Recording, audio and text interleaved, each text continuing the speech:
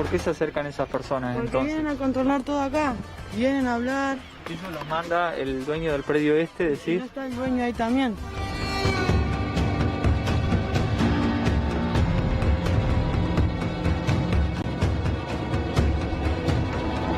Vemos a Cristian Ritondo, Alex Campbell, Mira, aparece ya. Ese de naranjado es el que todos los días pasa, nos insulta a los muchachos, filma lo que estaban haciendo.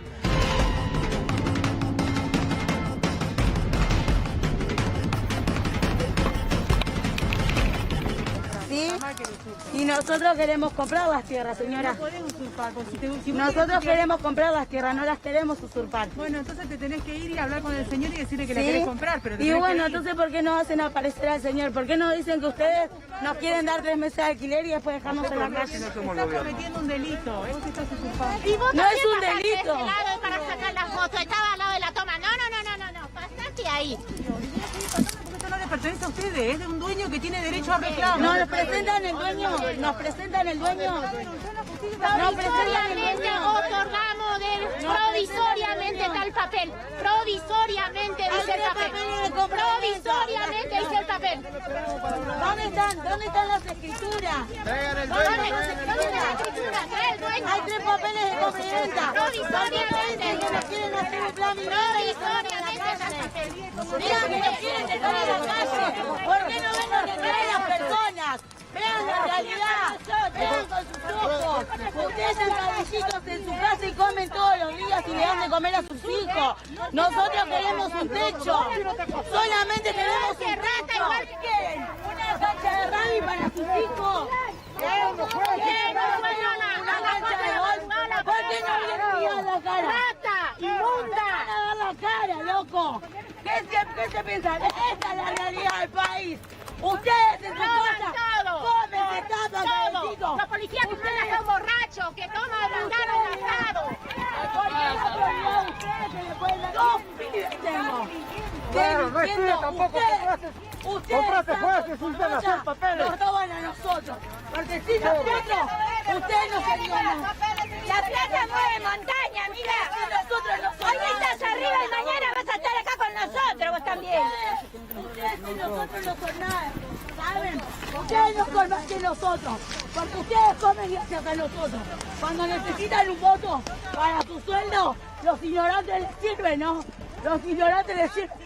Me encantaría sentarme en una mesa con usted a discutir. Yo trabajo, yo también trabajo, yo fui abuela a domicilio, ¿qué me estás hablando? ¿Qué estás hablando? ¿Que somos ignorantes, que somos vagos? ¡Infeliz! Yo soy una trabajadora igual que vos, amiga, ¿qué hablas? Discutámoslo, sentémonos en una mesa. Igual que vos trabajo. Tómatela, Mamani, tómatela. Tómatela. Tómatela, tómatela. Hija de puta, tómatela. ¡Vendidos! ¡Vendidos, basura! ¡Vecino, dale! Yo soy una mujer que trabaja, cuida abuelos a domicilio. La pandemia me dejó en la calle. Lamentablemente esta puta pandemia me dejó en la calle. O pago un alquiler o estoy con mis 5 hijos. Durmiendo en un puente estaba. Y vine acá porque me dieron una mano a todos los vecinos. ¿Qué siente esto? Que es una provocación. Repudio, basura, porque esas son basura. Porque todos estábamos arriba. Yo estaba bien, yo tenía mi trabajo, mi casa con mis 5 hijos. Hoy por hoy estoy acá durmiendo gracias a las personas que me dieron esto, porque quedé en la calle. Acá hay personas que Bueno, a ver, queremos no un pongas techo. las manos en el fuego Pongo la por mano, nada. pongo la mano en el fuego por las personas que están acá. Ustedes ponen la mano en el fuego por todos los que están acá, por todos los que van caminando Por mis ahí compañeros, sí. y por todos los diputados y el presidente. Por mis y compañeros, todo. por mis no, por el O presidente su no. compañera nos trató de ignorante y que nosotros somos No es diputada. delincuentes. No es diputada. Y nos trató de No es compañera delincuentes. mía de la Cámara ¿Sabe de qué Diputados. pasa? Ella tiene para sus hijos, ¿entiende? Nosotros no, nosotros queremos un techo. Ella tiene su casa. Yo lo que quiero es Diputado, duerme disculpe, ¿no calentita. cree que no es una provocación que una dirigente política los trate así de delincuentes caminando del otro lado de la... ¿No cree que genera violencia? es una mala expresión. Yo no lo, no lo utilizaría. Estás cometiendo un delito, vos estás usurpando. ¡Tómatela! ¡Tómatela! ¡Tómatela!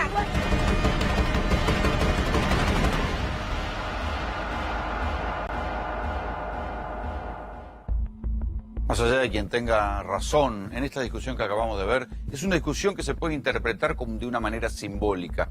Un alambrado divide. De un lado hay un concejal de ahí, de presidente Perón, que es dueño de esa tierra y le quiere explotar para un campo, y del otro lado están los que se cayeron del mapa, que están usurpando, es verdad, la tierra esa en Guernica, pero que tampoco tienen ninguna solución ni la van a tener a corto plazo.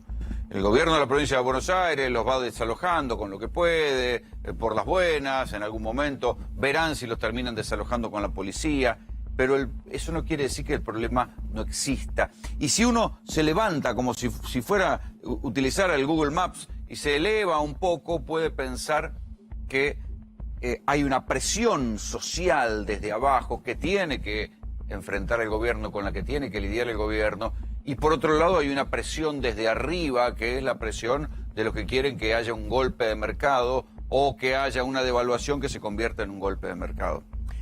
Así está parado el gobierno. Lo que tiene que evitar es que se le crucen como en una tormenta perfecta las dos cosas: la presión de los que vienen de abajo y la presión de los que vienen de arriba. Respecto de los que vienen de abajo, la presión social, hay algunos elementos nuevos que se agregan a la tradicional crisis social de la Argentina. Primero, la pandemia echó a cantidad de gente nueva del mapa, o sea, cantidad de gente que tenía un laburito, una changa, se cayeron varios escalones más. Entonces ahí está sintetizado en lo que decían esa mujer que dice: a mí la pandemia me dejó sin trabajo, yo tenía o cuidaba abuelos y tengo 5 hijos. ¿Qué hace una mujer así? ¿Puede seguir viviendo del IFE, de la tarjeta alimentar, de la AUH? ¿Alcanza con eso? No, no va a alcanzar. Ni ahora ni después. Lo que necesita es trabajo. Y trabajo no hay. O por lo menos en la gestión de este gobierno no aparece. Es la primera vez que hay un peronismo pobre. Es la primera vez que hay un peronismo que tiene poco para distribuir, que puede poner ayudas, asistencialismo, parches, sensibilidad social, la pueden llamar de la manera que quieran. Lo cierto es un peronismo que no logra reactivar la economía. Es verdad, podemos discutir si es por la pandemia, si es por errores económicos. Por ahora parece que fuera por la pandemia, todavía le queda ese crédito o esa coartada. Pero el problema social está. Problema social lo tiene hoy el gobierno, que ve como vastos sectores de la población se quedan sin trabajo, se quedan sin nada que comer, los tapan, digamos, les dan alguna cosa para que se puedan quedar quietos, pero eso es una olla a presión que en cualquier momento va a estallar. Enseguida vamos a escuchar lo que dijo el presidente Alberto Fernández respecto de los precios. Los precios de los alimentos se han vuelto a disparar. Es verdad que se compensan con otras cosas que no están desatadas, pero los precios de los alimentos han vuelto a dispararse. Esto respecto de lo que viene de abajo, y después está lo que viene de arriba, lo que sale todos los días en los diarios y tiene que ver con el dólar blue, con el que se viene una devaluación, con que el gobierno no va a poder sostener esto. Y ahí uno puede decir que el corazón de lo que fue la gestión financiera del gobierno de Macri no ha cambiado. Y esto es lo que a algunos de nosotros nos preocupa. Decir, che, hace un par de años nosotros nos pasamos diciendo que había una bomba de Levax. Bueno, ahora sigue habiendo una bomba de Lelix. No sé, ya ni sé cómo se llaman. ¿Cuál es esta bomba de la que nosotros hablamos? Es difícil de entender técnicamente porque es el Estado emite deuda. Es para esa deuda, para sacar esa deuda que emitió, paga intereses a los bancos y eso se vuelve nueva deuda y se va convirtiendo en una bola de nieve. En su momento, esto era el corazón de la gestión Macri decían ellos, para esterilizar la plata que había en el mercado, una cuestión técnica que uno no termina entendiendo o no termina de entender por qué esa bola de plata no es dirigida hacia la producción. Lo cierto es que eso no cambió. Y eso que era el corazón financiero de la gestión de Macri continúa al día de hoy. Hay desde algunos sectores del propio, no sé, intelectuales como Mempo Giardinelli, que empiezan a criticar cierta inacción del gobierno o que el gobierno empieza a tener más un oído para los que no lo votaron que para los que lo votaron y que su programa quiere seducir a los que no va a seducir nunca. En cualquier caso, la crisis de las presiones devaluatorias puede generar un colapso de empobrecimiento. Cualquiera que sepa lo que provoca una devaluación en Argentina tiene que saber que al final del camino provoca una crisis de empobrecimiento. Cada vez que hay una devaluación grave en la Argentina se empobrecen millones de personas. Después cuesta mucho recuperar esos niveles de consumo o esos niveles de distribución. ¿Quiénes son los que quieren la devaluación? Bueno, podemos estar horas discutiéndolo, pero lo que no ha cambiado tampoco en el gobierno de Alberto Fernández es esa costumbre, que por cierto viene de mucho tiempo, que el mejor negocio en la Argentina, muchachos, es la timba financiera, es comprar algo prohibido, como es el dólar blue. El que empezó a comprar dólar blue a principio de año, ahora tiene una fortuna porque fue lo que más rindió, sin duda, en todo este tiempo. El negocio en la Argentina no sigue siendo producir, sino que el negocio está en timbiar la plata, pasarla a dólares y los que pueden sacarla del país. ¿Esto se hace en otros países? Sí, se hace en otros países, no con la intensidad de la Argentina. ¿Por qué se hace así en la Argentina? Bueno, algunos, para explicarlo, dicen que es la costumbre de los grandes grupos empresarios, otros dicen que es por la desconfianza que genera el sistema financiero argentino. En cualquier caso, cualquier gobierno que intente domar este potro tiene que saber eso y tiene que saber que algo se tiene que hacer. El problema acá es que pareciera que el gobierno de Alberto Fernández se lo toma todo con mucha calma. O sea, algunos de nosotros, y cuando uno habla también, incluso con miembros del gobierno, están preocupados por esto, por la presión de abajo, la presión que ha generado la crisis del coronavirus, el aumento del desempleo, el aumento de la pobreza, que no se puede seguir subsidiando a toda la población, la necesidad de que se reactive algo la economía y la presión de arriba, la presión devaluatoria que dispararía un empobrecimiento generalizado de la población. Insisto, cuando uno escucha al presidente, el presidente dice, bueno, pero ahora ya negociamos la deuda con los bonistas, ahora vamos a negociar la deuda con el fondo y ahí se va a ver entonces qué pasa con el plan económico en la Argentina. Es extraño, los tiempos, hasta donde uno los ve, los intuye mucho más urgentes. Sin embargo, el presidente está como más tranquilo, como si la crisis no fuera tan grave.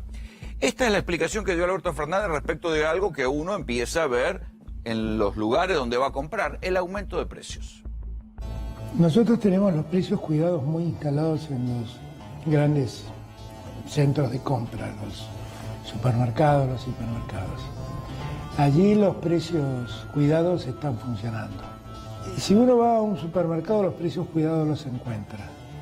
Si uno va a un almacén de cercanía, ahí los precios efectivamente, como vos decís, se empiezan a disparar. Nosotros estamos muy atentos a ese tema, muy atentos, que no es un tema fácil de resolver. Pues nosotros tenemos la economía virtualmente contenida desde el comienzo de la pandemia. Y la contención básicamente es el cuidado de los precios de los alimentos. Alimentos y tarifas fueron las dos cosas que nosotros más contuvimos para que no se nos fueran de las manos. Lo tercero, las casas, los alquileres y el evitar los desalojos. Ahora, la pandemia nos ha desordenado toda la economía, esta es la verdad. No acá, al mundo. Nosotros también lo padecemos. Y es algo de lo que tenemos que empezar a ocuparnos. Y yo entiendo que ya sobre el fin del año vamos a tener todo el panorama más claro como para poder ver cómo enfrentamos el año entrante. Y lo que tenemos que hacer de aquí a fin de año es contener, porque la pandemia no terminó, está en su peor expresión en este momento. Solo que la vivimos un poco más aliviada en el AMBA, apenas un poco más aliviada. La pandemia es la pandemia, ya sabemos lo que es y lo que ha provocado, pero el plan que formula el presidente dice, escúchelo, dice, bueno, vamos a tener el panorama más claro a fin de año, cuando termine la negociación con el fondo, y lo que tenemos que hacer es contener. Es por eso que algunos pensamos que el único plan a la vista que hay de parte del gobierno es aguantar que no haya una devaluación, aguantar que no se subleve la población por algún quilombo, algún tipo de estallido social, el plan aguantar. Ahora bien, ¿es esto lo único que se puede hacer o hay algún tipo de acción intensa, efectiva que se pueda hacer? Yo siempre les doy el ejemplo de las viviendas y tiene que ver con lo de Guernica. El gobierno dispone de 11.000 millones de pesos, ya deben ser más, de un impuesto que puso el propio gobierno, que es el del dólar solidario, para construir viviendas, para urbanizar barrios. De ese fondo no se ejecutó un solo peso. Eso se llama ineficiencia. En la crisis, ¿un gobierno puede darse el lujo de ser ineficiente? No. Sin embargo, eso es lo que está pasando con varias áreas del gobierno y es algo que critican no ya los que están del otro lado, sino que empiezan a criticar gente allegada al propio gobierno, los niveles de ineficiencia que hay. Otro fragmento del presidente. Los sectores empresarios entienden, en su gran mayoría, que pagan muchos impuestos, que parte de esos impuestos son las retenciones, aunque las retenciones son derechos a la exportación, técnicamente no son impuestos, y entonces lo que se le pide siempre es que se alivie la carga impositiva. Lo que pasa es que la realidad indica que cuando, por ejemplo, hablamos de bajas en la retención de alimentos, como podría ser el trigo, o de impuestos a los alimentos, lo cierto es que eso nunca se traslada al precio. Lo cierto es que eso se convierte en utilidad de la empresa. Eso está absolutamente demostrado por lo que la historia dice. Cuando uno le baja el precio del IVA, por ejemplo, para poner un ejemplo cualquiera, a un producto alimenticio y lo baja del 21 al 10, esos 11 puntos que deja de pagar se convierten en utilidad del empresario, no se convierte en una baja del precio. Siempre es igual, siempre es igual. El diagnóstico del presidente, esto es una entrevista que le dio Horacio Berbisky el domingo pasado, y la verdad que el diagnóstico del presidente, por cierto, es mucho más claro y mucho más cierto que los lugares comunes que decía Mauricio Macri cuando era presidente. Ahora bien, el presidente no es un comentarista.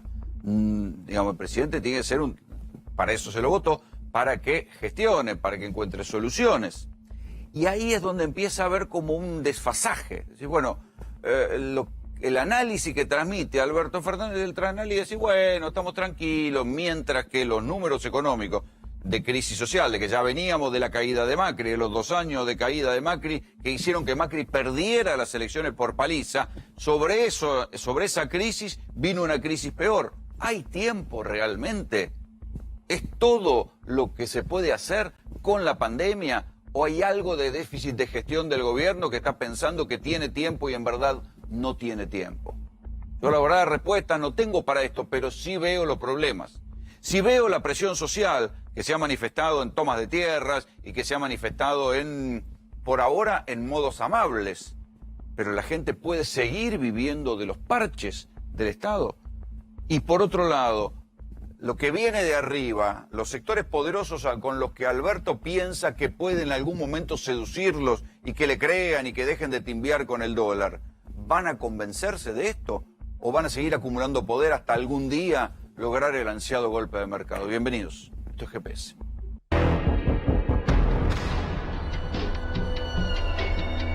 Estamos en el predio de Guernica, donde vinimos a conocer en primera persona cómo es un día aquí en La Toma.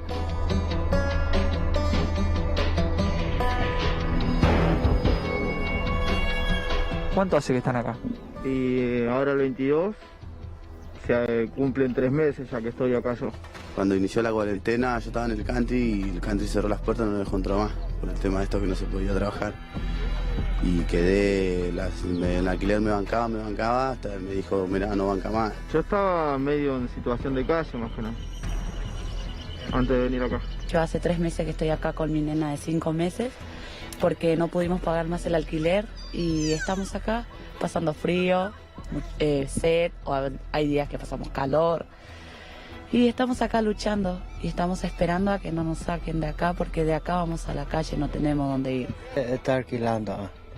Ahora ya no puedo más porque ya no vas a trabajar y por eso va a venir acá. ¿Se imaginó alguna vez estar en esta situación? ¿Sí?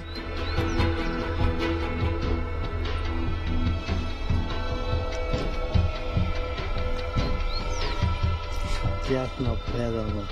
A raíz de la pandemia me quedé sin trabajo, hicieron muchos recortes, yo tuve que recurrir a hacer changas, soy albañil, me quedé sin trabajo también por desconfianza de la gente, que la gente no quiere que entres a la casa, que te laves las manos, que uses mucho alcohol, ¿viste?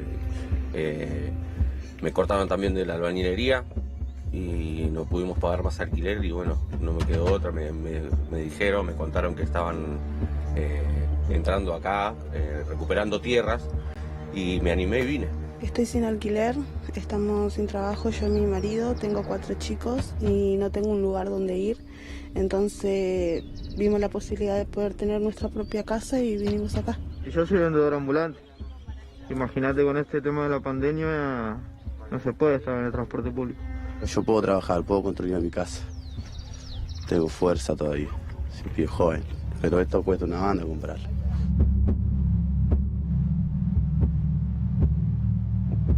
Dice que es una villa, que somos vagos porque no vamos a trabajar, a comprar un terreno. Y no es nuestra culpa no trabajar. Es la necesidad que nos está dejando acá día a día, estar acá día a día. Es la pura necesidad, no es porque somos vagos. Somos una familia numerosa, somos 8 y vinimos todos, estamos todos por un terreno, estamos los 8 en el mismo terreno. Todos acá y se armaron esto todos juntos. Y armamos y fuimos de a poquito comprando el pedacito de nylon y bueno, armamos acá y acá estamos todos. Son donaciones, nos traen para hacer. Tenemos la mayoría, como se ve, polenta y fideo, pero bueno, de a poquito, viste, nos dan un puré de tomate, conseguimos un poco de alita, de pollo, viste, y siempre hacemos algo. Esto lo fue armando, consiguió las maderas y demás usted, ¿cómo fue? Sí, ahí lo conseguimos ahí por acá, por el bosque, traemos madera, lo armamos le armamos primero las estructuras, a veces como tipo, ahí lo ponemos unos palos y ya, ahí estamos durmiendo.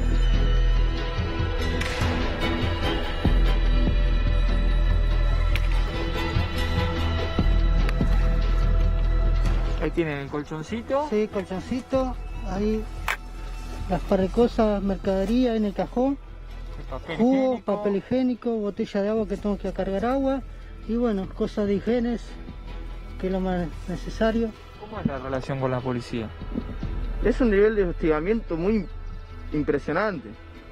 Tenemos motos que están rodeando todo el día, la infantería camina por estas calles. Y como te digo, ellos caminan tranquilos, porque acá a los pibes hasta agua le damos. Tengo miedo porque hay tiroteo muchas veces. Hay gente infiltrada, acá también. Hay policías que entran a hacerte preguntas, vestido de civil, que no te das cuenta que es policía. Yo sé que ellos reciben órdenes, pero tendrían que poner a criterio qué orden es buena, qué orden es mala. Lo dijo San Martín, pobre de aquel soldado que levante las armas contra su pueblo. Lo tendría que pensar. Bernie, pensalo. Nosotros no vamos a salir de acá porque no tenemos un lugar donde ir. Y que si nos quieren sacar de acá, que el gobierno dé la cara, que venga a brindar ayuda, no que nos haga firmar un papel o una multa de 80.000 pesos, porque no somos delincuentes. Durante una semana 8 veces al día me llamaban, para ofrecerme ¿qué? Mercadería, colchón, un alquiler. Yo no necesito eso, yo soy capaz, tengo brazos, tengo piernas, puedo trabajar. Yo lo que necesito es una garantía de que puedo conseguir mi lote. Esto acá estamos por tierra, no estamos por 3 meses de alquiler como nos propusieron.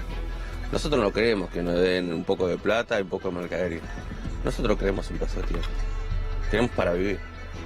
Esto es el futuro, esto es para el futuro. Casi ni dormimos, estamos en vigilia esperando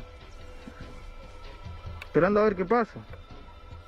Igual como siempre te digo, pacíficamente, no nos vamos a hacer los locos. No puedes traer nene porque estás todo el tiempo pensando que te van a caer y... O sea, que llegan acá y te llevan a asustar al nene y yo me muero. ¿Cuál es tu sueño? ¿Justamente tener un pedazo de tierra? Sí, me encantaría. Por eso estoy acá. Estamos todos por eso. Tener una casita, ya me imagino un arbolito, una piletita para ellos, que jueguen. Ya los imagino corriendo. ese es mi sueño. Tenerlo esto para ellos. Piensa en la gente, en los chicos, más que nada. Que si estamos acá es porque necesitamos un lugar para nuestros hijos más que nada, no para nosotros.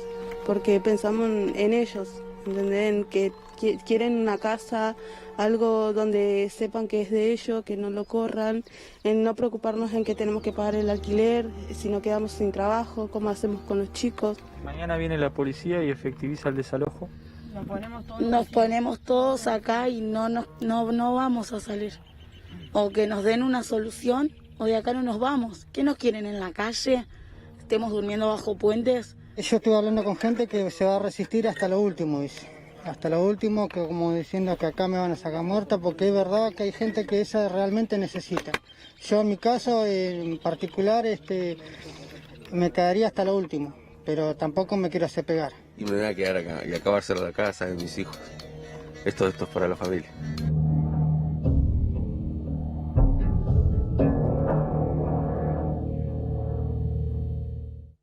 El problema es que no se trata solamente de la toma de Guernica, sino que hay en los conurbanos de varias ciudades de la Argentina hay millones de personas en la misma situación, que no pueden comprar un terreno, que no tienen trabajo, o tienen un trabajo por debajo de la línea de pobreza, que seguramente reciben alguna ayuda social del Estado, que los hijos reciben la UH, que ellos reciben la tarjeta alimentar, que reciben el IFE, pero que con eso se malvive o se alcanza para alcanzar algún nivel mínimo de subsistencia, que no es poco comparado con otros países, pero eso no resuelve la necesidad básica de trabajo y de vivienda. Si uno hiciera una encuesta sociológica, casi un análisis económico, Hernán, con esto encontraría un análisis perfecto de lo que pasó en la pandemia. Totalmente, y se da un poco todo lo que venimos en las tomas que tuvimos anteriormente.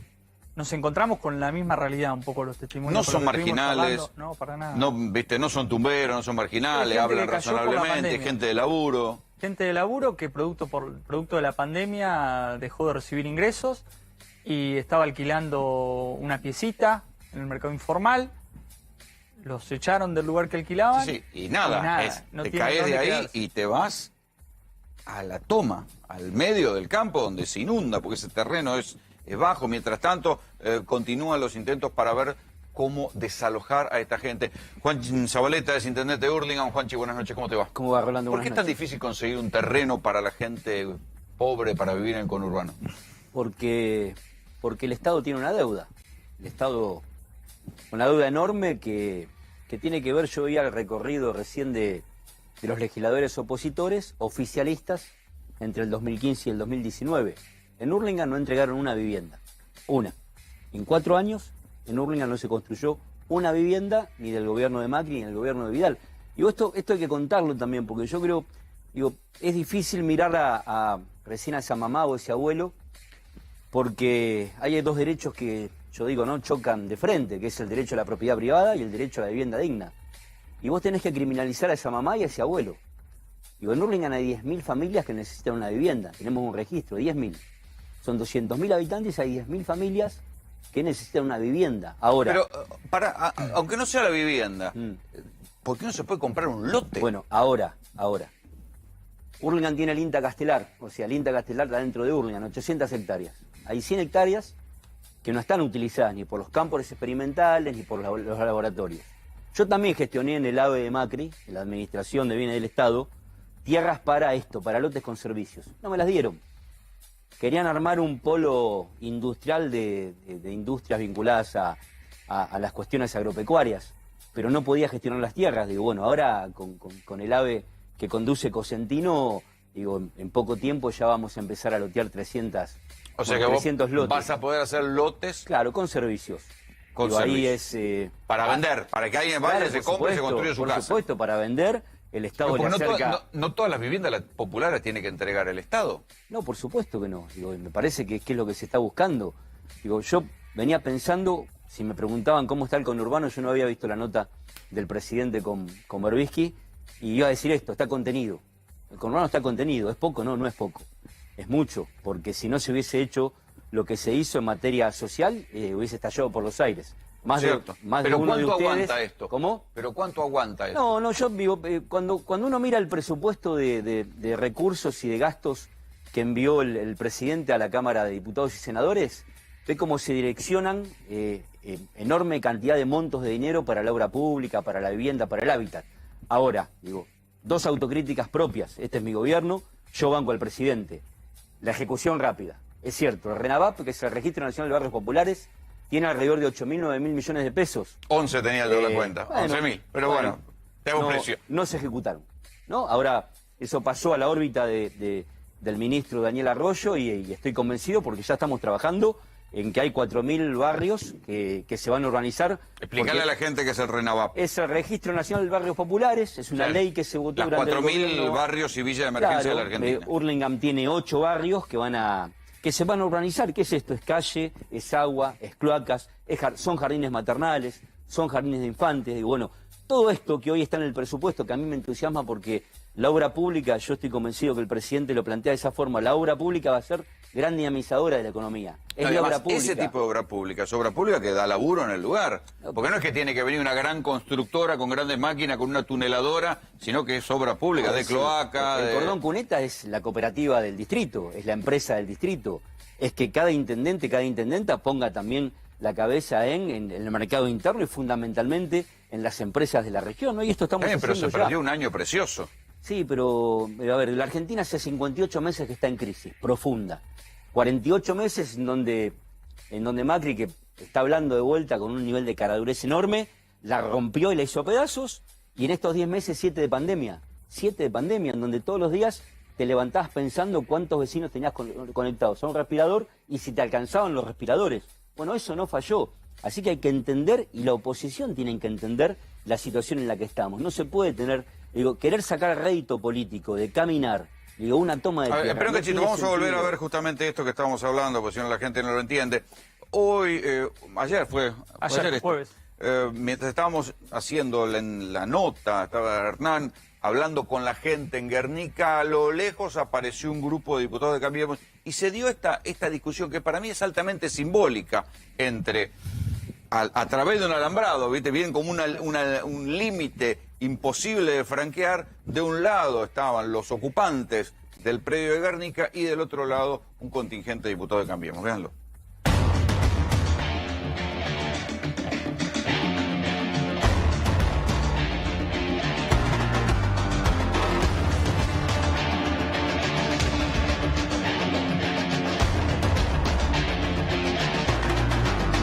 ¿Por qué se acercan esas personas Porque entonces? vienen a controlar todo acá, vienen a hablar. Eso lo manda el dueño del predio este, decís. No está el dueño ahí también.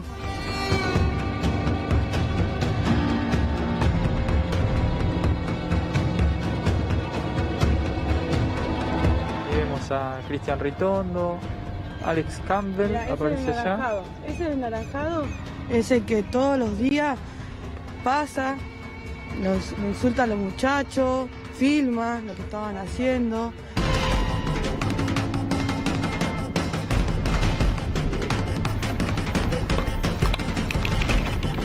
¿Sí? Y nosotros queremos comprar las tierras, señora. No podemos usurpar. Nosotros queremos comprar las tierras, no las queremos usurpar. Bueno, entonces te tenés que ir y hablar con el señor y decirle que la ¿Sí? querés comprar. Pero Y bueno, entonces ¿por qué no hacen aparecer al señor? ¿Por qué no dicen que ustedes nos quieren dar 3 meses de alquiler y después dejarnos en la calle? Estás cometiendo un delito, vos estás usurpando. Y vos No también es un pasaste delito. de este lado para sacar las fotos, estaba al lado de la toma. No, pasaste ahí. Esto no le pertenece a ustedes, es de un dueño que tiene derecho a reclamo. No, nos presentan el dueño, nos presentan el dueño. Provisoriamente otorgamos provisoriamente está el papel. Provisoriamente dice el papel. Provisoriamente dice el papel. ¿Dónde están las escrituras? ¿Dónde están las escrituras? Trae el dueño. Hay 3 papeles de compraventa. Provisoriamente. Que nos quieren hacer un plan Provisoriamente está el papel. Digan que nos quieren dejar en la calle. ¿Por qué no ven lo que traen las personas? Vean la realidad, vean con sus ojos. Ustedes son cabecitos en su casa y comen todos los días y le dan de comer a sus hijos. Nosotros queremos un techo. Solamente queremos un techo. ¿Qué quieren? ¿Una cancha de rugby para sus hijos? Una cancha de golf. ¿Por qué no vienen a la cara? ¡Rata! ¡Inmunda! ¡A la cara, loco! ¿Qué se piensan? Esta es la realidad del país. Ustedes en su casa comen, se tapan, cabecitos. Los policías que ustedes son borrachos, que toman asado. Dos pibes tengo. Claro, no es tuyo tampoco. Ustedes nos roban a nosotros. Porque si nosotros, ustedes no serían nada. La plata mueve montaña, mira. Nosotros no somos Hoy estás arriba y mañana vas a estar acá con nosotros. Vos estás también. Ustedes y nosotros no son nada, ¿saben? Ustedes no son más que nosotros, porque ustedes comen gracias a nosotros. Cuando necesitan un voto para su sueldo, los ignorantes les sirven, ¿no? Los ignorantes les sirven. Me encantaría sentarme en una mesa con usted a discutir. Yo trabajo, yo también trabajo, yo cuido abuelo a domicilio. ¿Qué me estás hablando? ¿Qué estás hablando? ¿Que somos ignorantes? ¿Que somos vagos? ¡Infeliz! Yo soy una trabajadora igual que vos, amiga. ¿Qué hablas? Discutámoslo. Sentémonos en una mesa. Igual que vos trabajo. Tómatela, vale, tómatela. Tómatela. Tómatela. Tómatela. Hija de puta, tómatela. ¡Vendidos! ¡Vendidos, basura! ¡Con los vecinos, dale! Yo soy una mujer que trabaja, cuida abuelos a domicilio. La pandemia me dejó en la calle. Lamentablemente esta puta pandemia me dejó en la calle. O pago un alquiler o estoy con mis 5 hijos. Durmiendo en un puente estaba.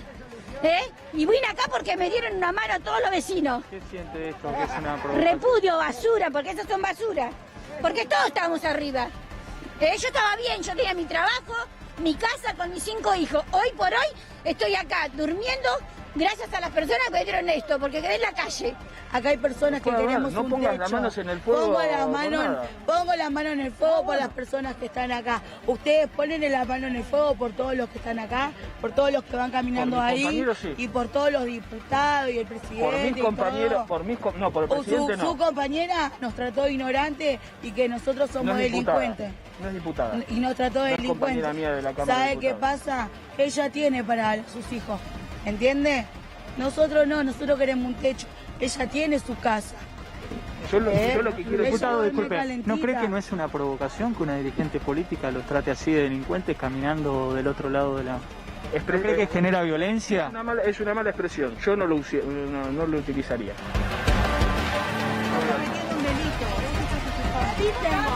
¡Tómatela! ¡Tómatela! ¡Tómatela!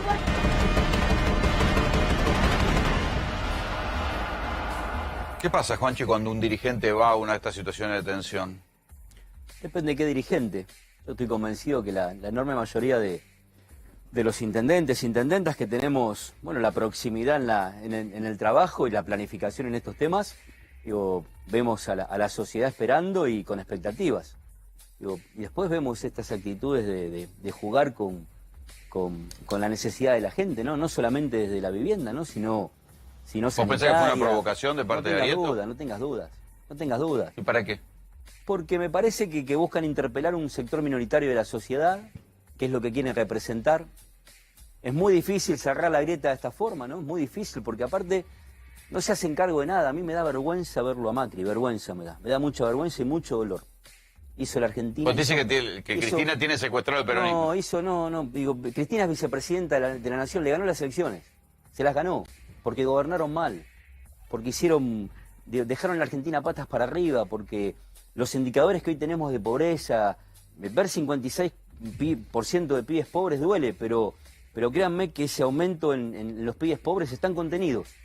Los contenemos, están, es una silla más en un merendero o en un comedor, o en un sistema alimentario escolar, ¿no? Que, bueno, hay que ir hacia otro lado seguramente, Rolando, pero la verdad es que yo aspiro a la reflexión de la sociedad argentina en ver que los que la rompieron toda durante 4 años hoy salen a hablar y a recorrer y a querer pelearse con aquellas y aquellos que necesitan una vivienda, ¿no? Sí, Fernando.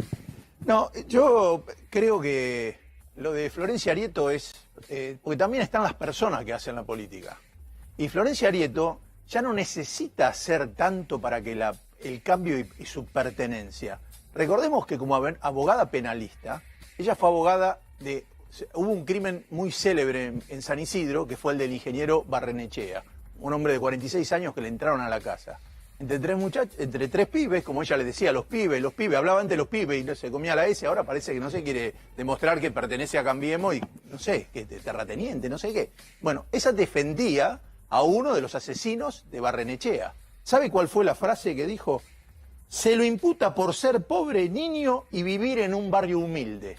Ahora pasó del otro lado del alambrado y les grita delincuentes. Es una tránsfuga exponente. No, es una vergüenza que existan políticos de ese nivel. Para sacarse una foto. ¿Son parte de la solución o son parte del problema? Son parte del problema y van a sacarse una foto con aquellos que tienen necesidad. Vos que estuviste ahí, Hernán, ¿por qué fue? Fue porque nos vio a nosotros y dijo, espero que muestren y cuenten que son unos delincuentes. Ni bien dijo eso, ahí se desencadenó en todo eso, la gente se amontonó. Vio porque vio la cámara. Vio el micrófono y vio la cámara y nos dijo a nosotros, espero que muestren que esta gente son unos delincuentes. Ahí saltó la gente. Exactamente. 10 minutos estuvieron. Pero si desde le pagaban, que llegaron hasta que se fueron. No sé si era abogada del Estado. Se sacaron la foto y se fueron. Cuando cobraba, decía que alguien que había participado de un homicidio, había una familia, pasó dentro de una casa. La familia había visto a las personas, decía que no, que lo acusaban porque era un niño pobre, que habían... Digo, ¿cómo una persona puede cambiar tanto? Es una cosa... Milagro de la Argentina. Pero a ver, ¿por qué no se desaloja, Juan Pablo?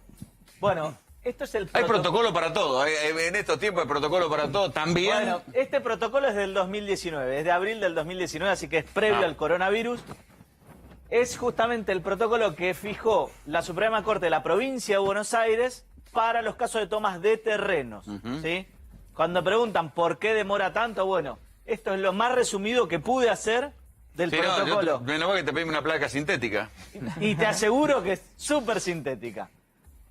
Primero que nada, bueno, tienen que constatar que no se trata de un asentamiento, justamente esto que hablaban de el registro... Que no se puede, esto que sí que no se puede desalojar una villa consolidada. Claro, de villas y asentamientos precarios, así se llama el registro, ¿sí? Bueno, primero que nada, verifican esto. Segundo, hay un informe pormenorizado de la toma, cuándo empezó, quiénes la hicieron, si tuvo instigadores, bueno, los testimonios del propietario. ¿Vos qué pensás de estas tomas de tiempo de coronavirus? ¿Fueron de necesidad o fueron armadas? No, fueron de necesidad. No se puede, insisto, no se puede apuntar a aquellas hombres, mujeres. Yo miraba, me quedé con el abuelo con gorrita y me quedé con la mamá. No son criminales, no son ventajeros. Hay necesidades, hay demanda en la Argentina. Pero tenemos demandas enormes en materia habitacional, en materia de vivienda, en materia de trabajo.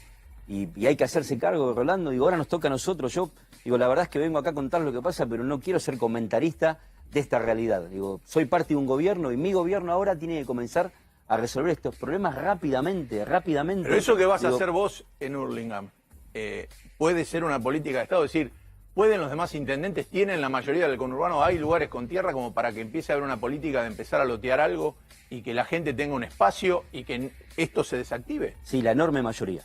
La enorme mayoría de los distritos del conurbano, hablamos de los 24 distritos del conurbano, los 40 del área metropolitana, tienen tierras. Digo, el Registro Nacional de Barrios Populares permite también poder comprar tierras para que se puedan urbanizar. Digo, rápidamente hay que comenzar a planificar también en el autoflagelamiento que uno se hace. Decir, bueno, hay que comenzar a planificar. También estas cosas pasan porque no se planifica. Recién me preguntaban, ¿tuviste toma de tierras en Hurlingham? No las tuve, pero siempre hay una expectativa y un trabajo mancomunado con los vecinos en esto que iban a ser los primeros, si no se apuran 300, para tomar los primeros 300 lotes con servicios. Que si no se apuran, te los van a terminar tomando. No, bueno, pero yo les quiero decir algo. Fundamentalmente la gente humilde, aquella gente, los trabajadores, las trabajadoras de los barrios del conurbano, siempre tienen la expectativa de que el Estado lo va a resolver.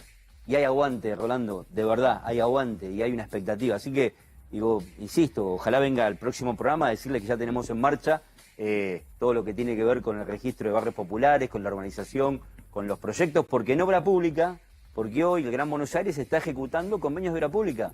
Hurlingham tiene alrededor de 400 millones de pesos en obra pública, en repavimentaciones, en construcción de polideportivos, en los distintos programas que los intendentes decidieron con el gobierno nacional y provincial que había que hacer para mejorar calidad de vida. O sea, hay planes de obra pública, pero no hay planes de vivienda. Bueno, hay que ponerlo en marcha y hay que hacerlo. Sigamos con el protocolo imposible. Bien. Tercer paso, hacen el informe socioambiental de los ocupantes. Acá es donde se fijan, bueno, quiénes pertenecen a sectores vulnerables, las mujeres que están solas con chicos, los ancianos, etcétera. ¿Sí? Esto no entendí. Conciliación y recolocación del asentamiento. Es donde estamos ahora. Justamente es lo que informaron, que creo que eran cerca de 550 familias que quedan, que aceptaron irse a otro lado. Sí. Y eso es justamente la etapa de conciliación. A los que no se van les comunican el desalojo en plazo razonable. Exacto. Eso va a ser para los que no acepten.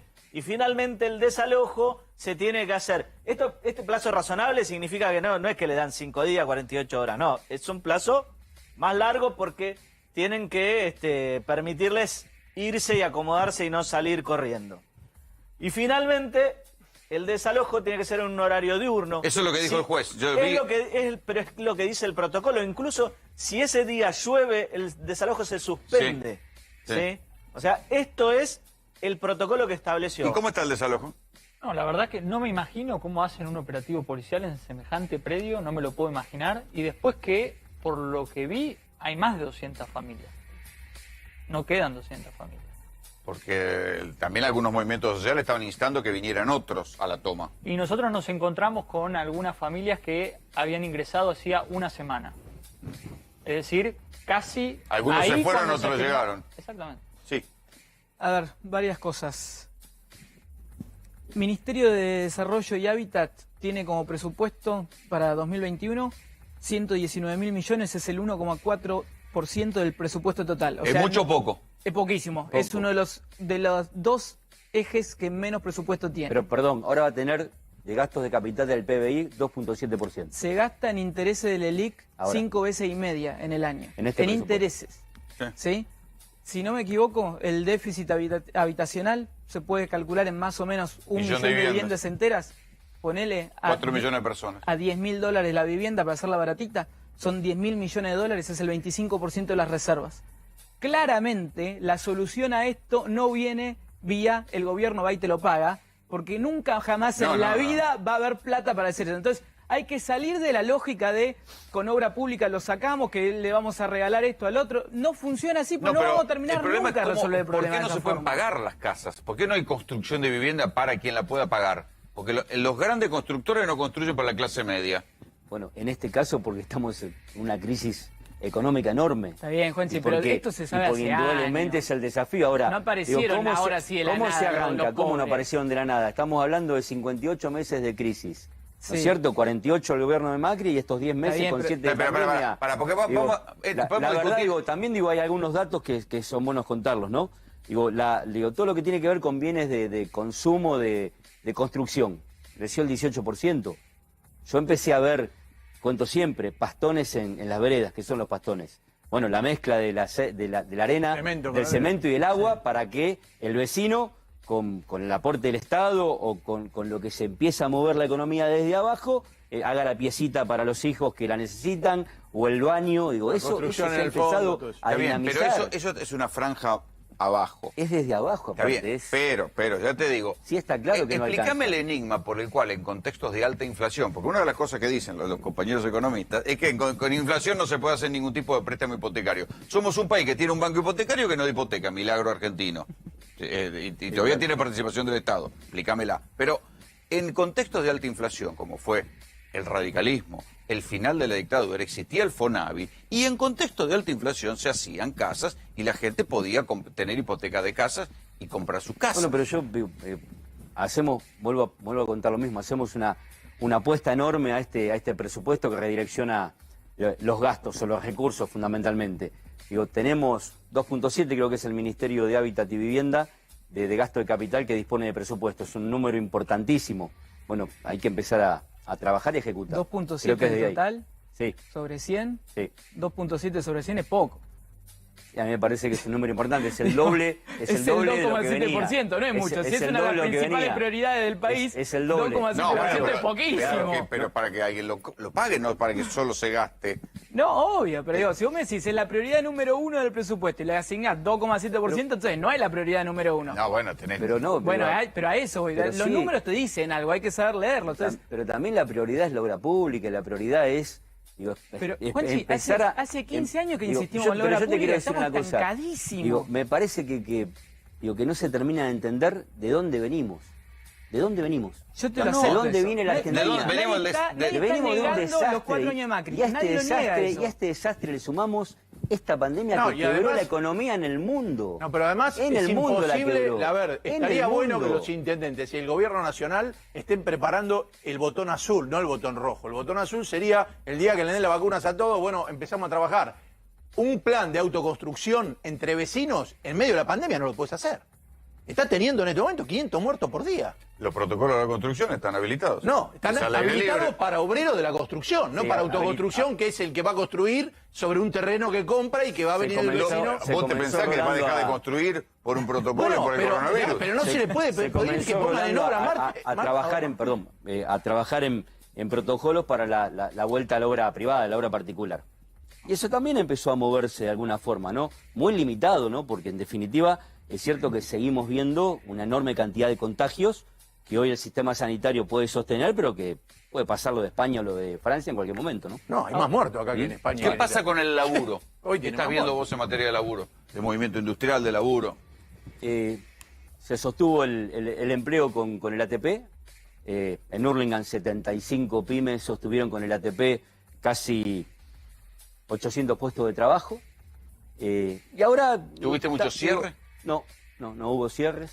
Hubo un esfuerzo enorme en los empresarios pymes y el Estado que hizo este aporte, desde ATP, desde el número de aporte para el trabajo y la producción. Créditos a tasa cero e IFE, Hurlingham recibió por parte del Estado Nacional 1.000 millones de pesos en 4 meses. ¿Y vos te imaginas lo que va a pasar cuando tengan que cortar el IFE? No, yo trato siempre de imaginarme, cuando corten el IFE, no. Yo trato de imaginarme una economía que va a arrancar. Yo Juanchi, una trato pregunta. de mirar el vaso medio lleno, no el vaso medio vacío. Esos 1.000 y lo miro millones de todos tu los días. recaudación, ¿cuánto es, Y más lo o miro, menos? ¿cómo? Esos 1.000 millones de tu recaudación en situación normal, ¿a cuánto No, equivale? nosotros tenemos un presupuesto general de gastos y de recursos de alrededor de 3.500 millones de pesos. Ok, o sea, te llegaba un tercio de la plata de Claro, Nación. un tercio de la plata en 4 meses. Digo, sostuvo claramente la caída de ingresos Y a nivel del municipio. muertos por coronavirus como municipio, ¿cómo están? Tenemos 5.400 contagios al día de hoy, 60% recuperados, 198 vecinos fallecidos y el 40% de ocupación de camas de terapia intensiva y el 30% de camas de internación leve con asistencia de oxígeno. No, el sistema sanitario... ¿Se te hizo insostenible en algún momento el aislamiento obligatorio? Para que la gente o los comerciantes te dejaron de dar bola y abrieron claro. igual. En algún momento perdimos legitimidad, sí, por supuesto. Sí, ya después de 200 días, cambiamos el quedate en casa por cuidémonos entre todos. Y eso hizo que fuésemos trabajando en distintos protocolos para hoy ver prácticamente el 80% del movimiento económico local. Bueno, ojalá vaya bien ahora el Día de la Madre y la verdad que estamos viendo en los centros comerciales, ¿no? Pero sigue siendo menos que lo que había. Por supuesto menos, pero con lo poco que se ve, la alegría de los comerciantes que la pasaron muy mal.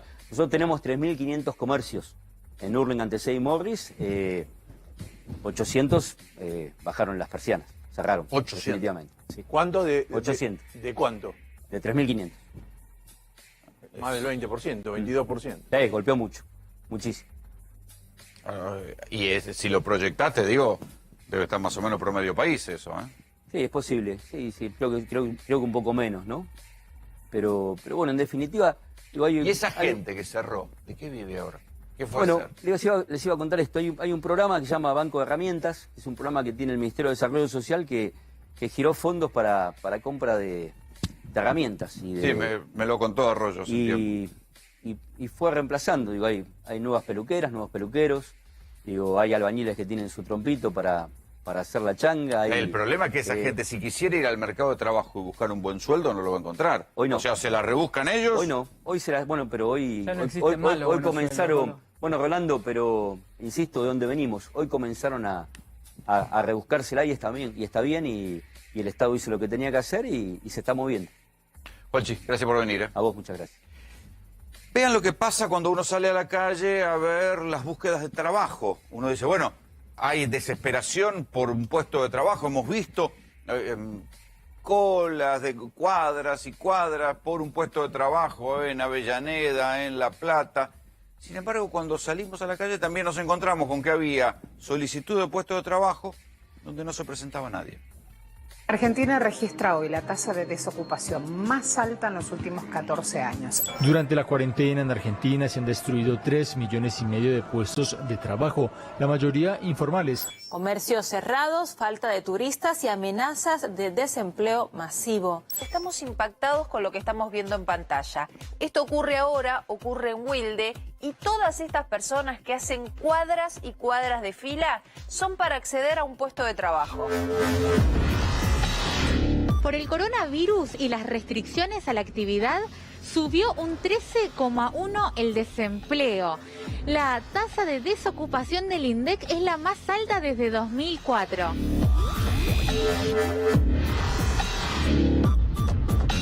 Nos acercamos hacia un supermercado ubicado en Palermo, donde están pidiendo repositor. Hablamos con los dueños del lugar y nos comentaron que nadie se acercó al lugar.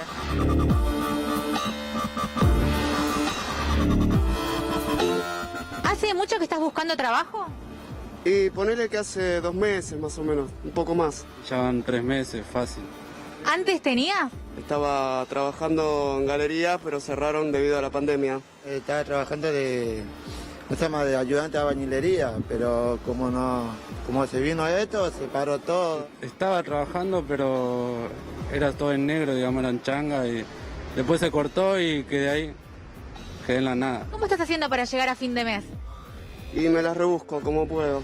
Hago changas, me las rebusco. Estoy haciendo changas que me salen para la semana, y también tengo unos amigos que me ayudan.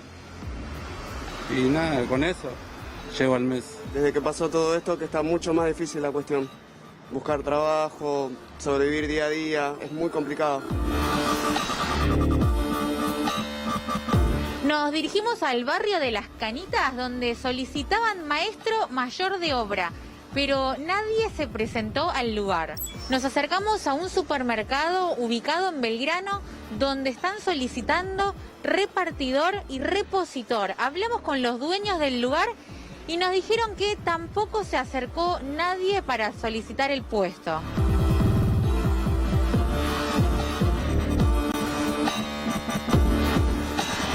Y luego de recorrer diferentes puntos de la ciudad de Buenos Aires, solo nos hemos encontrado unas pocas personas presentándose a los diferentes puestos de trabajo.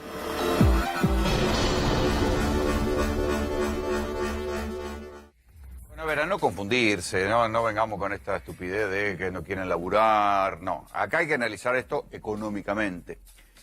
El problema con las búsquedas de trabajo es que la búsqueda de trabajo termina siéndole rentable al que va a ir a ese puesto de trabajo si vive cerca o bien si no tiene algún otro ingreso. Cuando uno ve que los sueldos están particularmente deprimidos porque la rentabilidad de los comercios está baja, los sueldos que se ofrecen son bajos, y entonces ahí es donde hay gente a la que saca su cuenta y dice, no me conviene venir a laburar por esta plata. Y ahí es donde entran a jugar como factor de regulación. Después una parte de la biblioteca va a decir que está bien, otra parte de la biblioteca va a decir que está mal, los ingresos que da el Estado a la gente que no tiene trabajo. ¿Sí? La cuenta que yo les hacía hace un par de semanas, una familia con 5 pibes puede tener entre tarjeta alimentaria, IFE, AUH, puede estar en 25.000 pesos. Y por cierto, hay que ver quién paga 25.000 pesos para venirse a trabajar desde el tercer cordón del conurbano al centro de la ciudad con los gastos de comida y de viáticos. ¿Tiene lógica económica esto que acabamos de ver? Y a ver, es complejo. La verdad que esta crisis ha traído un condimento que lo llaman los nuevos pobres también, ¿no? O sea, un poco es lo que decís vos, o sea, vos tenés mucha ayuda social que termina funcionando como una especie de salario mínimo de facto versus el salario mínimo que está más o menos en 16.000. Entonces es cierto de que por menos de toda esta distinta ayuda sumada, por ahí no. Para que te rinda tenés que ir a laburar por... El convenio de empleado de comercio son 35.000 pesos. Sí, sí. Y vos por 35.000 pesos te vas a venir a trabajar acá cuando tenés un piso de ayuda social. Sí, sí. No, es cierto. Y aparte, pensá que esto también, esta crisis sumó una característica adicional que son estos nuevos pobres que te digo. Que es gente que tenía un trabajo, tenía su profesión y de repente desapareció. Digamos, toda la gente trabajaba en en hoteles, en restaurantes, en gimnasios. En construcción. En construcción. Y es muy probable que no quieran resignarse a ir a trabajar de otra cosa. Quieren seguir haciendo lo que vienen haciendo durante toda su vida. Ahora, sus sectores tal vez todavía no recuperaron. Entonces, a ver, acá decían maestro mayor de obra o tal vez repositor. Digo, el que trabajó toda la vida en un hotel, tal vez no quiere ir a trabajar de repositor y va a tratar de aguantar todo lo que pueda. Sin tener que bajar. Exactamente. Ese efecto también puede ser que se esté dando. Pero bueno, es todo muy complejo. Claro, pero por ejemplo, ¿por qué la Argentina tiene tanta inmigración venezolana que termina trabajando y no terminan trabajando los argentinos? No es porque también funciona. O sea, los venezolanos aceptan trabajar por cualquier plata. Cierto. Y el argentino, al tener un piso mínimo, no acepta trabajar por cualquier plata. Pero la rentabilidad de los comercios está tan mal que tampoco pueden ofrecer más. Y no, porque aparte, acordate que obviamente sobre el salario hay el empleador tiene que poner más o menos un 30% extra, que es toda la parte de aportes, etcétera. Entonces, hoy por hoy es muy difícil contratar, sumado a que tenés una prohibición de despido todavía, ¿no? Un decreto extendido hasta noviembre, ¿es? No, pero el nuevo no. Si usted contrata uno nuevo, no.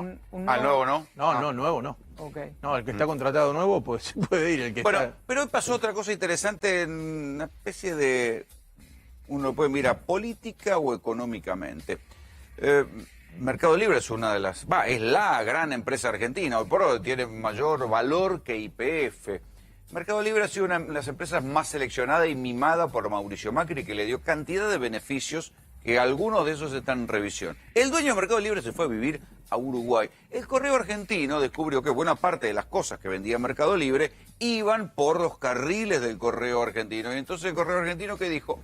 ¿Sabe qué? Nosotros que tenemos todo esto, ¿por qué no generamos la competencia, una competencia a Mercado Libre? Y así nació esto, una tienda virtual del Correo Argentino. Estamos convencidos, en primer lugar, que esta plataforma es una forma de llegada más directa, de beneficio para toda la sociedad. Para el productor, porque es la posibilidad de llegar de manera más directa, reduciendo costos de transacción. Para el consumidor, que se va a beneficiar de menores precios, y con esta perspectiva que planteaba recién Vanessa, una perspectiva de un país federal, que es uno de los ejes centrales que plantea el presidente de la Nación. Es que el Correo Argentino es la plataforma de logística más importante de e-commerce de la Argentina. En ese sentido, esa plataforma logística es la que le da soporte a todas las otras plataformas que conocemos. Mercado Libre, las plataformas más chicas o individuales o el comercio individual. Todo eso después funciona desde el corazón del Correo Argentino. Por eso para nosotros es importante que el Correo Argentino, con su particularidad, que es lo que va a agregar, con su particularidad avance también una plataforma de comercio electrónico. Recién les contábamos y escuchábamos a Juanchi Zabaleta hablar sobre los déficits de gestión del gobierno, algo que nosotros aquí en GPS hemos marcado muchas veces. Pero escuchen esto. Su gobierno, le está hablando al presidente Alberto Fernández, también viene dejando la impresión cada vez más firme de que hay errores graves en su gestión. El presidente gobierna escuchando más a quienes no lo votaron y hoy lo aconsejan pésimamente que a quienes lo llevamos al poder. Quien dice esto es un hombre que fue uno de los más duros críticos y bastante maltratado por esto del gobierno de Mauricio Macri. Es el escritor Mempo Giardinelli, que además se reconoce como alguien simpatizante y militante del actual gobierno, pero que escribió una comentada columna de opinión con críticas al presidente Alberto Fernández. Y aprovecho, lo tengo en línea. Mempo Graña te habla. ¿Cómo te va? ¿Qué tal? Buenas noches. Bueno, acabo de leerte. ¿Por qué escribiste esto? Por aquí. Tenemos problema de conexión. Lo que estás describiendo es un gesto de... ¿No hay? ¿Qué pasa? A ver, no, espera que se entrecorta un poquito. A ver si... ¿Me escuchás ahí? Yo te escucho y bueno, y me escucho que hablo. Bueno, venga, dale. ¿Sigo? Sí. Bueno, lo que digo es que lo que estás describiendo es un acto de lealtad que yo tengo para con mi gobierno. Yo Soy parte del Frente de Todos, integro un colectivo que se llama el Manifiesto Argentino, que es parte del Frente de Todos. Trabajamos por este gobierno y yo tengo una relación de lealtad absoluta con el gobierno. Y siempre he pensado, y lo digo de vez en cuando porque sé que el presidente me hace el honor de leerme, no siempre, pero sé que algunas veces lee mis artículos, y yo siempre sostengo que el mejor compañero, el mejor amigo es el que te dice la verdad de lo que observa, no el que te chupa la media o te dice que bien, que bien. Sí, pero vos sabés cómo es la política, entonces, que a veces a los presidentes no les gusta que les marquen los errores, ¿no? Bueno, hasta donde yo lo conozco a Alberto Fernández, a él no es que ni le gusta ni le disgusta. Él lo necesita y él nos dice nos dice que necesita esto. Lo mío es una crítica permanente, ni solamente hago la crítica, también aplaudo, porque creo que la situación en que está el gobierno hoy en día es una situación muy compleja, es un gobierno atacado por todos los flancos, que necesita dar una serie de pasos que están siendo muy costosos, muy trabajosos. El Estado, como bien señalaba Zabaleta hace un rato, el Estado en que se encontró la República era desastroso, es decir, pero realmente la Argentina quedó en ruina después de 4 años. Vos decís en la nota que... Ahora tienen usted de hablar y decir lo que... Bueno. Vos decís en la nota que el presidente pareciera que intenta seducir a los que nunca lo van a querer ni escuchar, mientras tanto aprovechan para conspirar. No lo digo en esos términos, lo que yo digo... Es una interpretación libre. Es que él tiene un estilo... Él tiene un estilo, es un estilo para mí admirable, porque es un hombre muy sereno, muy cerebral, muy tranquilo. Cuesta mucho, es un hombre pasional adentro, pero digamos, cuesta mucho que se saque de las casillas. Y esto es un gran mérito para un presidente en un país en crisis como esta. Entonces, desde ese punto de vista, no todos los que acompañamos la tarea de gobierno, ojo que yo no soy funcionario, trabajo desde el llano y desde mi provincia, desde el Chaco. Y trabajo como militante y como dirigente de un colectivo. Es decir, lo que hacemos en muchos ámbitos es tratar de ser que cada uno puede ver que están debilitados, porque este es un gobierno cascoteado desde todos lados. Es muy difícil la labor que tiene el presidente en este momento. Es dificilísima. No, me imagino que con las presidencias anteriores todos y todas tuvieron muchos problemas, pero el grado de complejidad política, social, económica, ahora sanitaria, en que se encontró el país, que se encontró endeudado con una deuda que vos no la tomaste, yo tampoco la tomé. Todos los que nos están viendo no tomaron esa deuda y se la afanaron. Porque este es el tema central. Esa deuda se la llevaron y ahora tenemos que pagarla nosotros. Bueno, ¿pensás que hay un proceso... Yo escuchaba atentamente... ¿Pensás que hay un proceso de desestabilización, Mempo? Absolutamente, sí. No lo van a lograr, pero que lo hay, lo hay. Es decir, las llamadas, las noticias falsas, lo que llaman la fake news, es permanente. La mala interpretación, la mala leche, digamos, el hostigamiento es permanente. Y primero no era con el presidente. Con Cristina, con Axel, con los gobernadores, con los funcionarios, es tremendo. Espera que se nos... tienen altura moral, porque han sido gobierno de ladrones y de ineptos. ¿Perdón? No, que se nos había ido un poco la señal. Te quiero preguntar por la Corte. ¿Vos ves tiene altura moral? Sí. ¿Vos ves a la Corte metida en estos intentos de desestabilización? Es una muy buena pregunta. Me gustaría tener una muy buena respuesta. La voy a intentar. Quizá no en términos conscientes y explícitos. Pero también sabemos que si hay un organismo en la República Argentina viscoso, gelatinoso y que nadie lo puede agarrar, es la Corte Suprema de Justicia. De modo que es muy difícil responder a la pregunta. Si por los hechos hay que juzgar a la gente y a los organismos, yo digo sí, la Corte también es destituyente, quizá no por acción, pero sí por omisión. ¿Qué pasaría si repone a los dos jueces? La agachada del otro día con el Persaltum. No, y te pregunto más, te corro un poco más el largo. Digo, ¿qué pasaría si repone a los dos jueces, que son dos jueces que directamente se rebelaron ante el Senado? Pero el problema no es, hoy en día no es que repongan o no, o que se rebelen o no. Es inconstitucional todo lo que están haciendo. Ningún juez puede ser designado ni trasladado por decisión del presidente de la República. Es una barbaridad que hizo Macri. Y Alberto Fernández está dando un ejemplo, porque Alberto podría hacer lo mismo y muchos le han pedido que haga lo mismo. Y él no, porque él es un hombre de derecho y porque también hay que sentar un precedente diferente en la República. Pero uno tiene el derecho y tenemos el deber de decir, es una barbaridad este tema de los 3 jueces, que además el Persaltum es una manera de ser protegidos por la Corte Suprema. Esto está mal.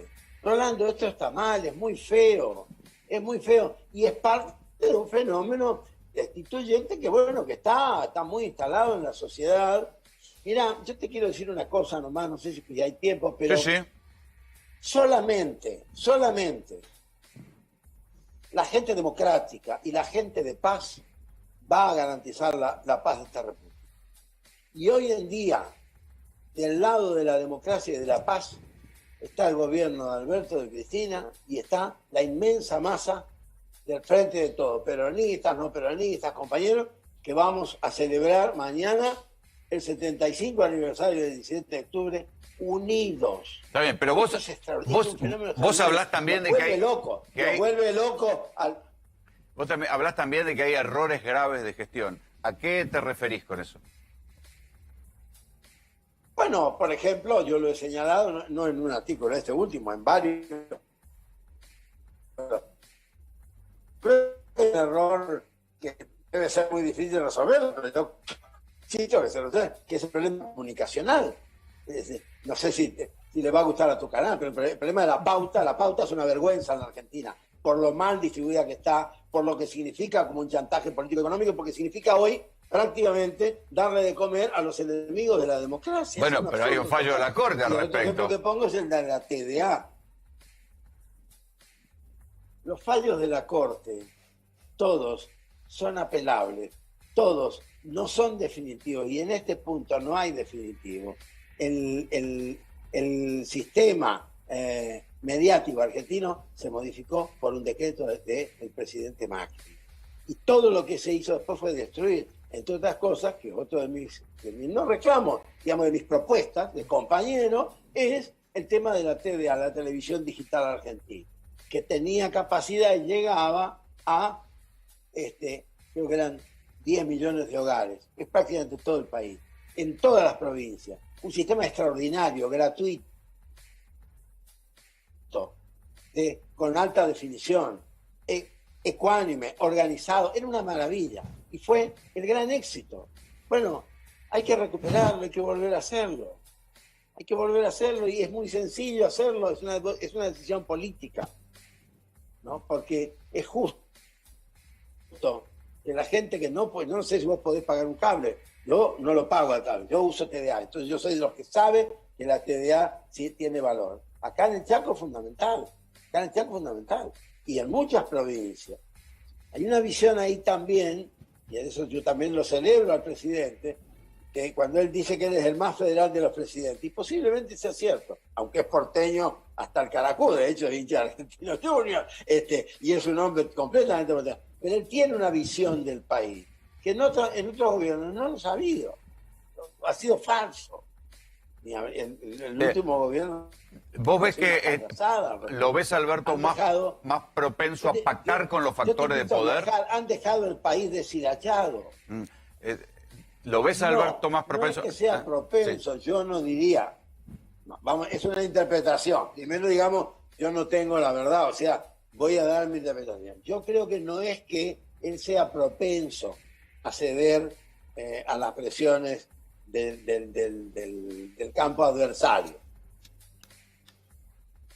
Creo que lo que él sí tiene, por convicción seguramente, es es un dialoguista hasta las últimas consecuencias. Él siempre va a dialogar, va a ir a ver de qué manera puede convencer. Lo que yo le señalo es, está bien que usted hace presidente, no se la crea porque le están mintiendo. No lo quieren. No lo quieren. Le van a decir una cosa y lo van a traicionar. Yo siento el deber de decir eso. Pero no sé si tengo la razón. Pero tengo el deber a mi presidente de hacerle esta advertencia. Él verá después qué hace con ello. A ver, espero que Chiro de aquí, Fernando Cerolini, te quiere hacer una pregunta, Mempo. ¿Qué tal, Mempo? ¿Cómo está? No, la pregunta tiene que ver con el coloquio de idea, por ejemplo. A mí no me parece mal que el presidente quiera hablar con los empresarios que forman parte de coloquio de idea, las grandes empresas, los capitanes de la industria, que son poco amigables con él. Ahora, tendrían que por lo menos corroborar que mientras esté hablando no van haciendo comentarios en un chat al costado donde prácticamente lo estaban basureando. Digo, hay algunas cosas básicas que uno tiene que estar atento porque no tiene por qué poner la cabeza para que lo sacudan, ¿no? ¿Se escuchó? Bueno, eso es un hecho desdichado que en realidad mi mamá lo pondría en el plano de la buena educación o la mala educación. El presidente es una persona muy bien educada, es una persona muy sensata, muy sensible, con un enorme sentido común y muy sereno. Y evidentemente del otro lado lo que tiene una banda una banda de desaforados que en realidad están ensoberbecidos, y bueno, ya casi raya una cuestión de educación.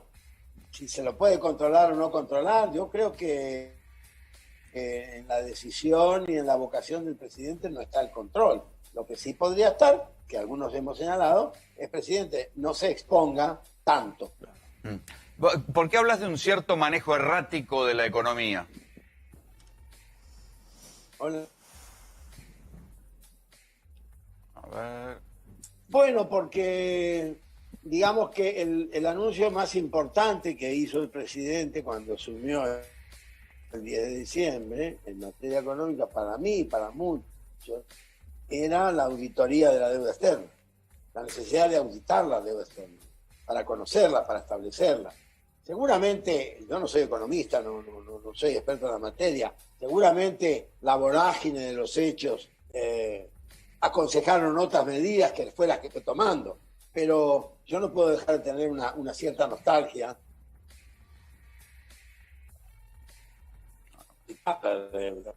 Cuando uno audita una deuda, sabe que ganó, sabe qué tenés que pagar y qué tienen que reclamar. Y gran parte de la deuda era espuria, porque además era una deuda tomada que ni siquiera entró a la Argentina y que se la afanaron en el camino los amigos de Macri.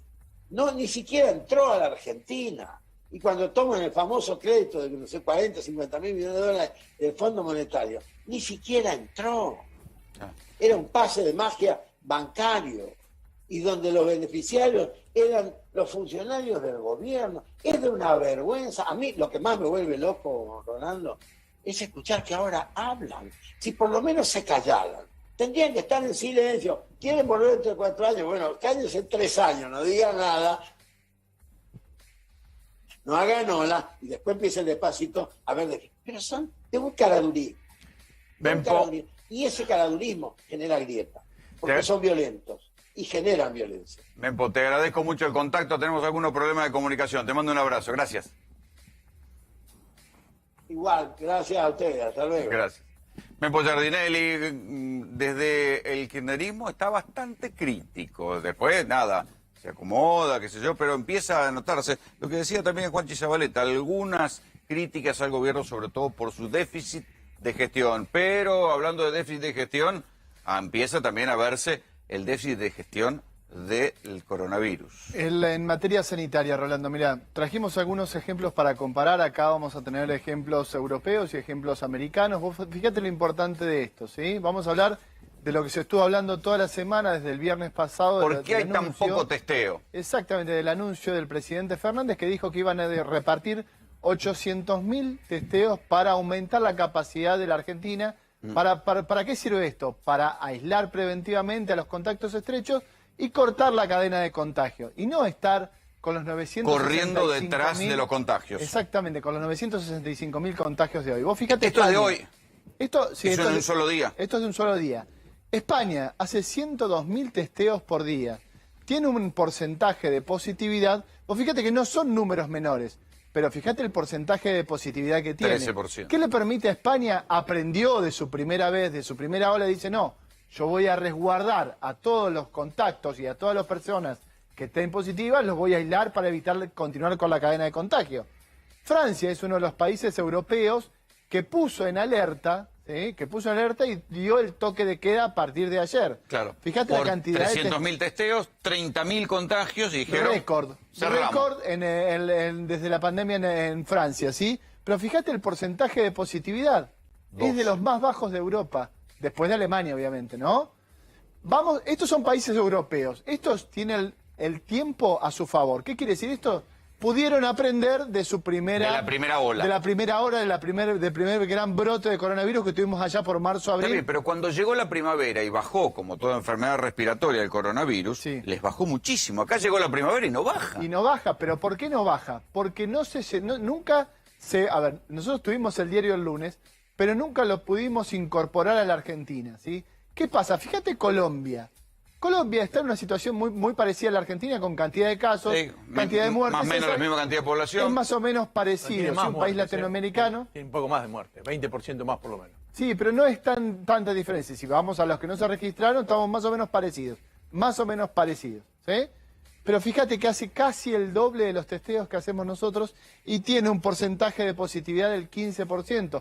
Colombia por ahí entendió un poquitito más rápido lo que los países europeos estaban intentando decir. Y hoy están teniendo 6.800 casos. 6.800 casos contra los 17.000 nuestros, que hoy son 16.000, ¿sí? Y con la misma cantidad de testeos. Desde el anuncio... 62% de positividad. 62. Desde el anuncio de Fernández del viernes pasado a hoy, nunca bajó el porcentaje de positividad de menos del 60%. ¿Y qué pasaría si se testeara, no sé...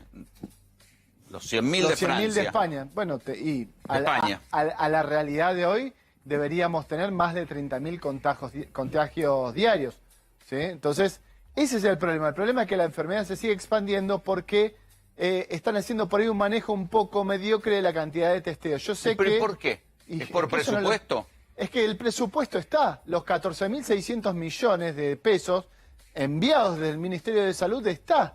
Ahora, ¿a dónde fue? Yo creo que se lo pusieron todos en camas. No solo no está funcionando la cantidad de testeos, sino que tampoco están aislando gente. Ese es el problema. Porque todos los lugares de aislamiento no se utilizaron. No se utilizaron porque si vos no detectás el contacto estrecho precoz, ¿sí?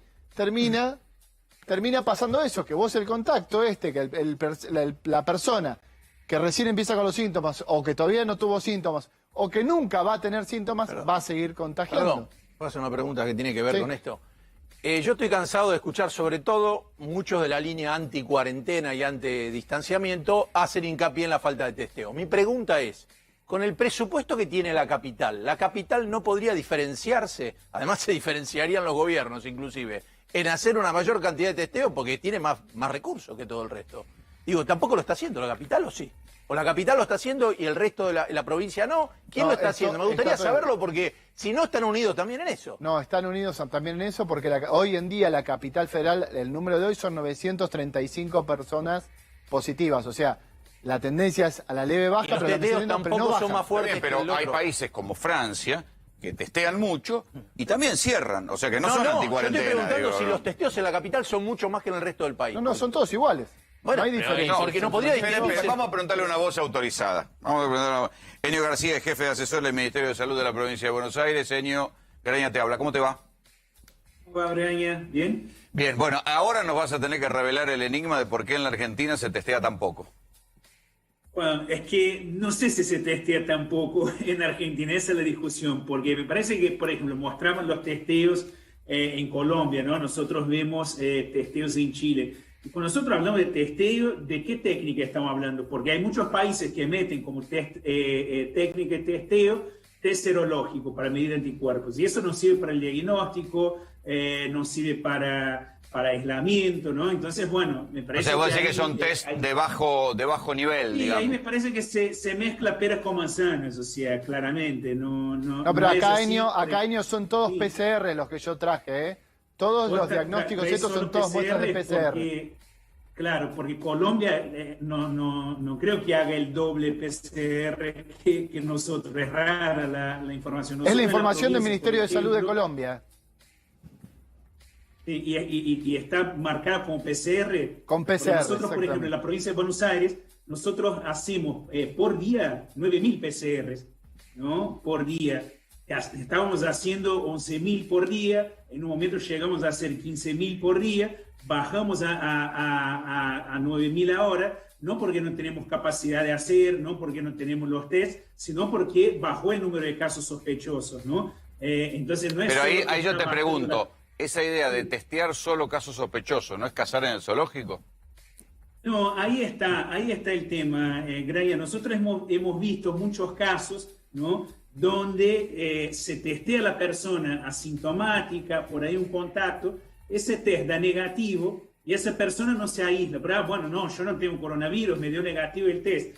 3-4 días después, esa persona aparece con síntomas y durante esos 3-4 días posiblemente estuvo contagiando. Entonces, la conducta, y ahí es donde disiento, no es una cuestión de testeos, es una cuestión de conducta. Si yo testeo, tengo un positivo, el trabajo siguiente no es seguir testeando a esos contactos estrechos, es identificar los contactos estrechos y proceder con el aislamiento. En Argentina tenemos un problema, veía la discusión que tenían ustedes, que es muy difícil el aislamiento en los centros extrahospitalarios. La gente no se quiere ir. Entonces, bueno, ahí te detengo en eso. No funcionó. No, los centros extrahospitalarios para aislamiento, la verdad es que no tuvieran la función que pensamos que iba a tener. La gente y de cualquier clase social, en los barrios populares, en las clases medias, no querían ir a los centros de aislamiento. Entonces el trabajo que hicimos fue el de seguimiento. Por ejemplo, en la provincia de Buenos Aires tenemos un centro de telemedicina, sé que en la capital también, otras provincias, y nosotros lo que hacemos es seguir las personas en su casa. O sea que tuvieron que corregirlo sobre la marcha, eso. Todo lo que quisieron ir para allá no funcionó. Exactamente, no podemos obligar. O sea, la persona que tiene coronavirus no es un criminal, no la podemos mandar de prepo a un centro de aislamiento y bueno, vos quedate ahí, sino que bueno, lo tratamos de aislar en casa, ver las condiciones. Obviamente el aislar en casa va a generar el contagio intradomiciliario, eso es así, sí, lo pero sabemos. Enio, bueno, ¿qué hacemos en ese contexto donde la gente no se quiere ir a esos centros? Es una cosita, Enio, evidentemente esto no funcionó porque estamos en el top 5 de los países con más cantidad de casos positivos. ¿Qué creen? A ver, yo lo escuché al ministro Goyan, que fue el único que se refirió y hizo una autocrítica, dijo, nos equivocamos en no cerrar Ezeiza en su momento. ¿Qué creen ustedes que está pasando ahora? ¿Por qué no terminan de bajar los casos? ¿Por qué seguimos creciendo y seguimos creciendo? Sí, el comportamiento en Argentina fue muy distinto, ¿no? Si nosotros comparamos, cuando comparamos la curva de Europa con la curva de Argentina, lo que vemos es que Europa tuvo ese pico muy rápido que produjo la saturación de los sistemas de salud, entró en una cuarentena muy dura, bajó los casos, fue abriendo de a poco, ¿no? Tuvo un periodo largo sin casos y después empezó a subir de vuelta. Nosotros acá entramos en una cuarentena prematura, oportuna. Nosotros decimos oportuna porque por ahí nos dio el tiempo necesario para preparar el sistema de salud. Y por otro lado, porque es verdad que hay muchos casos en Argentina, pero a diferencia de otros países, esos casos se dividieron a lo largo de 7, 8 meses. No es que se concentraron todos juntos en un momento solo, ¿no? Me parece que cuando uno compara entonces la letalidad en Argentina, la respuesta del sistema de salud, tiene que ver con eso. Pero ¿qué pasa? Esa cuarentena no se pudo mantener, ¿no? Hoy por hoy prácticamente no tenemos cuarentena, hay muy pocas actividades que no están habilitadas. Nosotros monitoreamos en el conurbano la circulación de la gente. Cuando se hizo la cuarentena, esa circulación fue a 20-25% de la circulación normal. Hoy está ya a 80% de la circulación normal. Entonces es muy difícil que, te digo, el conurbano, otros lugares del país es otra historia, ¿no? Pero en el conurbano que empezamos a bajar los casos, pero baja muy lento, ¿por qué? Porque tenemos una circulación casi normal, hay muchos casos todavía y no tenemos, digamos, los consensos sociales necesarios para hacer una otra cuarentena de 15, 20 días para empezar a bajar más rápido los casos y abrir de vuelta. Enio, me parece que la explicación va un poco por ahí. Enio, ¿por qué tuvieron que, o qué pensás que pasó, qué detectaron ustedes que pasó, que tuvieron que ajustar la cifra de muerte en un 30%? Sí, ahí en julio básicamente fue donde tuvimos la subida más fuerte de casos, ¿no? Y agosto tuvimos un pico de más de 7.000 casos en el conurbano de la provincia. El sistema que registra las muertes es el mismo sistema que registra los casos, es un sistema nacional, existe hace mucho y está preparado para registrar los casos. Venía registrando las muertes bastante bien, las muertes se registran de otra manera en Argentina, en otros países también, y uno tiene los datos de mortalidad año y medio, 2 años después. Bueno, en la pandemia no se podía hacer eso, por eso se utilizó el Sistema Nacional de Vigilancia.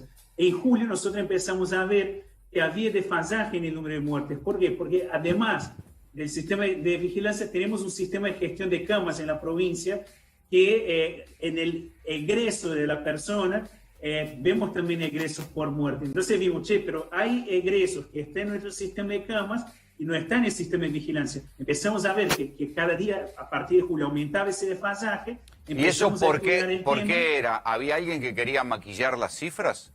No, porque ese sistema carga los efectores de salud, los hospitales, las clínicas, ¿no? Y en un momento donde teníamos muchos casos, los hospitales, la verdad, trabajando con una atención muy fuerte, la carga de datos fue algo que no fue priorizado. Entonces lo que hicimos fue, bueno, hay teorías que plantean que hay que registrar en un sistema solo. Hay otras que dicen que no, que existen varios sistemas y vos lo que haces es, de alguna manera, cruzar esas bases, ¿no? Cruzar esos sistemas.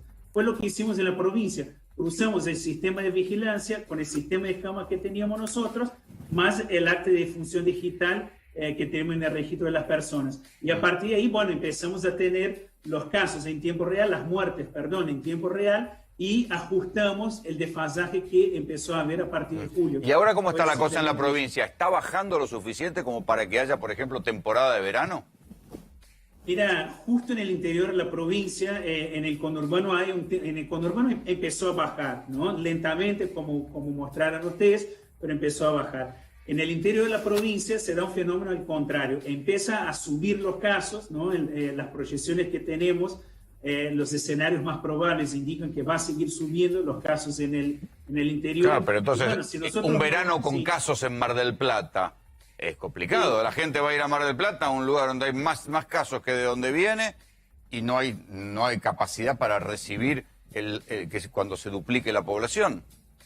Esto es lo que estamos diciendo a las autoridades de los municipios de la costa, que el momento de dar el batacazo, de tomar decisiones más duras para contener la circulación del virus, restringir un poco más la circulación es ahora, porque si nosotros no logramos... Pero no lo están haciendo. Municipios, y ahí es la cuestión justamente de los consensos que hablaba Brian. Si no logramos el consenso con las autoridades políticas locales, con determinados sectores económicos locales, y bueno, nosotros lo estamos divirtiendo, o sea, no por nosotros, no por voluntad nuestra, el gobierno provincial, que lo que queremos es que haya la mejor temporada de verano posible. Pero si no se logra bajar la cantidad de casos, ¿qué turista va a querer exponerse, ¿no? a un municipio donde tiene muchos casos?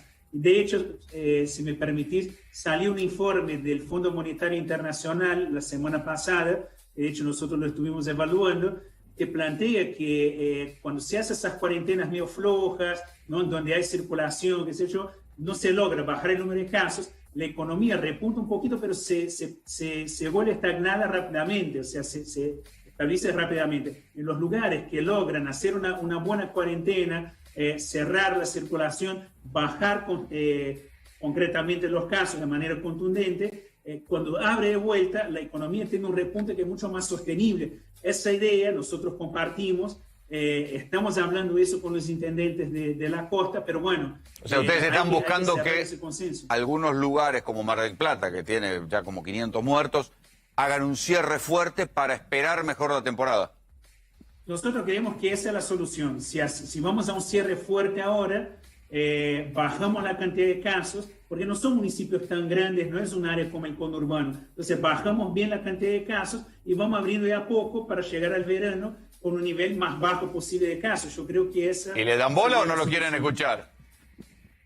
¿Cómo? ¿Les dan bola o no quieren saber Sí, nada? algunos municipios sí, pero uno entiende también, ¿no? Me parece que todos los intendentes de la costa entienden, pero después está la dificultad de cada uno de generar los consensos con los sectores económicos locales, qué sé yo, ahí ya Claro.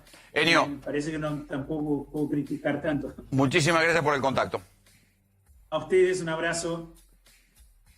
Ahí está. Esa fue la explicación, muchachos. Sí, igualmente vos tenés en cuenta que el único que actualizó las cifras de fallecidos Provincia de Buenos fue Aires. Provincia de Buenos Aires. Ninguna de los otros distritos dijo, muchachos... Igualmente... Ahora, un momentito, ahora habla de plata, viejo. ¿Y qué hacemos con el dólar? Iba a subir. Explícame, el mejor negocio en la Argentina es comprar algo ilegal. El que compró Mira. a principio de año $1 blue, o Y sí. ¿cuánto multiplicó su inversión? Mira, en lo que va, en un mes de hoy subió 43 pesos, o sea, tenés 34% en el mes, 131% en el año.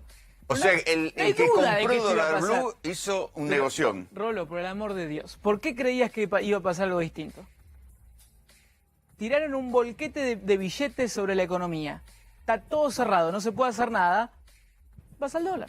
No te la podés ni gastar. Es que no la podés gastar, porque estuvo todo cerrado hasta hace un par de meses. O sea, no había nada para hacer. Sobró un poco de plata, tenés un montón de desconfianza sobre el gobierno y te escapás. No, pero ahora abrieron el shopping. Bueno, está bien. ¿Cuántos millones de pesos van a ir al Haceme esa shopping? cuenta, me interesa esa cuenta. Desde marzo hasta acá. Sí.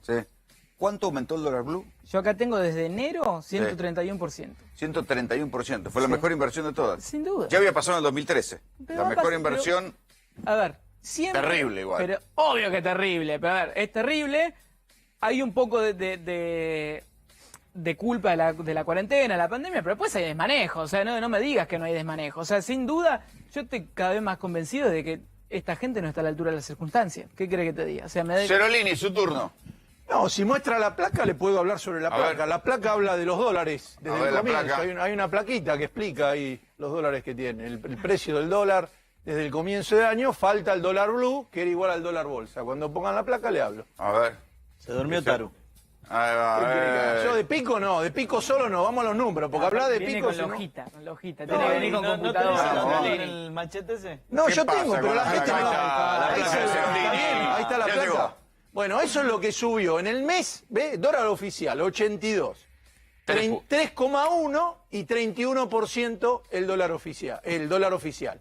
El dólar mayorista subió en el año el 29, el dólar solidario subió el 66, el dólar MEP 110, el contado con liqui 122 y el dólar blue, que yo no le compré un dólar blue a 175 ni mamado, fue un buen negocio, pero para venderlo ahora es el buen negocio, porque ya subió a una cosa que nunca pasó. Si baja, es buen Bien, negocio. no, bueno. Si no baja, ahora no es buen explíqueme, negocio. la teoría de los liberales siempre es que ¿por qué el dólar está retrasado cuando sube menos que la inflación? Resulta que este año la inflación subió el 20%. ¿Y cuál es la devaluación que tuvo el dólar oficial? El 31%. Es decir, que este gobierno, por lo menos en este momento, no dejó retrasar el dólar. Acá hay una jugada hay una pelea especulativa, peleando por quién se queda con los dólares que Un entran al golpe de mercado. mercado. Intentan hacer un golpe de mercado. Pero no sé Hay si es algunas así. medidas... Fer, Sí. los 5 millones de tipos que iban a comprar los 200, Sí. 200 verdecitos para ahorrar, Sí. ¿eso es un golpe de mercado? ¿O esa gente...? No, esa es necesidad. No, eran Bueno, 6.000 ahí pesos está. por día. Bueno, pero si Son usted... 1.000 millones el de negocio. dólares. Bien, pero escúcheme una Negocio cosa. A ver de si, escala yo le chiquita. digo Bueno, una pero a cosa. ver, yo en le- el mes se fueron... Pero yo, 1.600 yo me voy a millones de preocupar reservas. por los 5 millones de tipos que quieren hacerse 6 lucas más. Yo, si soy el Estado, tengo que cuidar la guita que tengo en el Banco Central. lo que te tenés Con que el preguntar macrismo es es por qué- difícil de explicar porque No, vendieron no. 80.000 palos. No, yo lo que te digo es- Yo le estoy diciendo vos te tenés que Estoy en preocupar un partido de por qué tenis. la Sí, gente sí. está haciendo No, no me semejante importa. La tramoya gente, para ¿qué ahorrar gente? 6.000 pesos más. Perdón, porque viven- es recontra pobre. ¿Y por qué Está es bien. recontra pobre? Pobre. Por la situación en la que Bien, está. Entonces por lo que eso. tenés que hacer es salir Usted a tiene- resucitar la economía. Lo Usted mismo tiene- que con las tomas. Bien. Vos la gente te Espere, decía, espere, no tengo trabajo, entonces Déjeme voy a terminar, bueno, si me la deja, opción hable es todo lo que resucitar quiera, la hable economía. todo, explique Dale, todo. dale. No, que explique él, Pablo, Ya yo. está, ya está, No se dale. puede hablar así. Explique él, que Ya está. explique. Ya Le cedo está. la palabra. Ya, yo lo que le estoy diciendo es esto. En este momento, la Argentina está entrando una cantidad de plata que van a entrar 18.000 millones de dólares. Los que agarraban, che, hacemos las 6, 7 luquitas, tiene derecho. Ahora, si yo estoy en mi casa y me falta plata y tengo 5 hijos y cada uno de mis hijos quiere agarrar y decir, papá, dame 5 lucas para ir de joda a la disco, dame para andar con el auto, otra cosa, y te dice, mira, no puedo pagar el alquiler. Primero pago el alquiler y arreglo el quilombo mío. Después le doy la plata a los pibes para que jodan un poco. Entonces, preocuparme por abastecer 5 millones de tipos que quieren comprar $200, cuando el Estado tiene que pagarle al Fondo Monetario, por eso el Fondo Monetario dijo, bueno, esperemos hasta fin de año si dan resultado las medidas. ¿Por qué? Porque ellos quieren cobrar. Bueno, entonces, bien, terminemos. Justamente lo que está pasando es eso, Terminemos. no le está dando plata a los siempre 5 dicen, millones, por eso está el pero dólar blue. pero la inflación, decían que era la inflación. Ahora resulta, la inflación está en el 22. El Estado devaluó el 31. No fue No, esto es porque olieron sangre y ven que hay pocas reservas y le van a tirar. Pero las reservas, bueno, está bien, ahora yo le voy a explicar. Pusieron un sistema que es que si usted quiere comprar para los exportadores, decían, che, agarremos que está barato el dólar porque podemos subir los precios, qué sé yo. Bueno, le metieron un par de, tiene que ir a primero pasar por la aduana, cada $50.000. Más restricciones. Más difícil bien, que la, no hay más, manera. Bueno, vivir es más difícil. Bueno, ahora. por eso. Entonces va a haber gente llorando porque no se puede comprar este mes el Mercedes-Benz o el BMW. Habrá otros que estarán conmovidos. A mí no me importará nada y andaremos con los autos locales. Ese es el tema de las restricciones a lo importado. Ojalá fueran solo los autos. Pero dale, bien, continúa. por eso. No sé. O algún perfume que yo uso, algún perfume que me regala mi mujer. Bueno, no importa. Bueno, pero lo disminuís así. Pero el y famoso... parece que lo único que se importa es caviar y oro. Pero ¿por qué no hicieron todo este lío cuando se estaban llevando los 50.000 palos que se llevaron? Gobierno, no me digas a mí, me hablas a mí como si hubiese sido ministro de Economía. Pero usted repite lo que dicen eso. Yo te digo Melconian nos explica qué preocupación que hay con las reservas. Pero Melconian estaba dentro del gobierno. ¿Por qué no se lo dijo a los muchachos antes? Dijo, che, dejen la plata, no se la lleven. A ver, obviamente que la bueno, pero el problema lo tiene este gobierno. No, el gobierno está bien. Yo le estoy diciendo lo que yo creo que va a... Mire, yo hay un tipo que me saco el sombrero, que la verdad, más allá de la diferencia política, pues yo tuve con amigos míos la pelea cuando se fue la baña del gobierno anterior. Porque siempre dicen, el que apostó al dólar ganó siempre en Argentina. Lo que no recuerda a nadie, y Esper que lo critica como loco, es que durante el gobierno, la baña estuvo 3 años como ministro de Economía, entró con el mismo dólar que se fue. Ahí el que estuvo en peso ganó fortuna, porque multiplicó los dólares como loco. Porque la baña hizo lo que había que hacer. Cuando la baña se fue del gobierno, yo dije, acá entramos en problemas. Así que yo tengo una mirada de la economía. Y otro que la hizo bien fue Redrado.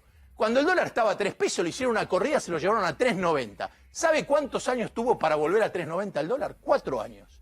Entonces, en este momento hay una pelea, lo van a llevar a 200. Está bien, pero el problema es que el propio gobierno se metió en esta encerrona. Sí, porque hizo todas las medidas por separado. No, porque este mercado, el del dólar blue, que es un mercado de expectativas, ahí no pueden intervenir porque es plata negra. Pero ese no es el problema del dólar blue, el problema es el dólar MEP, el dólar bolsa y todo esto, que hicieron todas las medidas en cuentagotas. Tiraron una, tiraron otra. Yo les digo, antes de fin de mes, hay que esperar este mes, que es donde se está jugando. Los muchachos que tienen que liquidar, que ven que el mes que viene tienen que liquidar el aceite y la soja, y el aceite de soja y todos los granos, van a decir, el mes que viene tenemos un 3% menos y capaz que baja, está cerca de $400, vamos a vender. Entonces, empiezan a vender. Es más difícil importar y pagar deudas, porque hicieron una cosa que está bien. ¿Usted quiere pagar deuda? Ingrese los granos o lo que tenga al Estado y use esos dólares para pagar la deuda. No me quiera comprar, quedarse con los granos que tiene guardado y comprarme los dólares a mí para pagar su deuda. Entonces le están atando todo de una manera. Yo creo, hoy cayó 2%, bajó el riesgo país y bajó el 1,9 y 2%. ¿Cuál es tu predicción sobre yo creo que este es el techo. Yo creo que es el techo. ¿Mejora? No, de acá no va a bajar mucho. Lo van a manejar en 130, 135, pero me parece que no va a ir a 180, 200. Yo a 200 vendería. A ver, espere. ¿A qué fecha? Estoy dispuesto a hacer una apuesta en vivo. ¿De qué? ¿Cuánto tiempo crees que... Esto es una discusión de borrachos, pero bueno. A 180 no se va nunca, decís. No, a 180 está. ¿El Blue qué está hablando? Yo estoy hablando del contado con liquidación y al MEP, que son los que mueven el amperímetro. Dice que estas medidas van a contener ese dólar en ese precio. ¿Por cuánto tiempo? No van a contener. El gobierno no lo va a... Los que no entienden es que... Mire el mapita que le digo acá. Dólar oficial. Sí. ¿Puede decirme la tasa? ¿Qué dice? Dólar oficial 3,1. Sí. Supera... Por primera vez está superando lo que da un plazo fijo, por eso tuvieron que subir la tasa. El gobierno mismo, mientras va a ir subiendo el dólar, el gobierno está subiendo el dólar. ¿Cierto? Entonces no se está retrasando, como dicen siempre, está retrasado el dólar. Kichilov lo dejó retrasar, Guzmán no lo dejó retrasar. Nadie está diciendo eso. Muchachos, antes de irnos, ¿qué pasa el con oficial la corte Blue, que no falló finalmente, del Persaltum? Bueno, están manejando los tiempos. Ahora, la realidad es que es muy difícil pensar que restituyeron a Bruglia, Bertuzzi y Castelli para después, digamos, convalidar lo que haya sucedido en el Senado. Ahora, insisto con esto, ocupan cargos de una manera o utilizando un mecanismo que violó el mecanismo establecido por la Constitución. Es peligroso que en esta puja que hace la Corte, bueno, se olvide de que existe la Constitución Nacional. Termina en quilombo con el Senado, Tío, si vuelven a poner los jueces, termina en un quilombo importante. Y es que lamentablemente yo creo que esto va a seguir la escalada. Muchachos, nosotros nos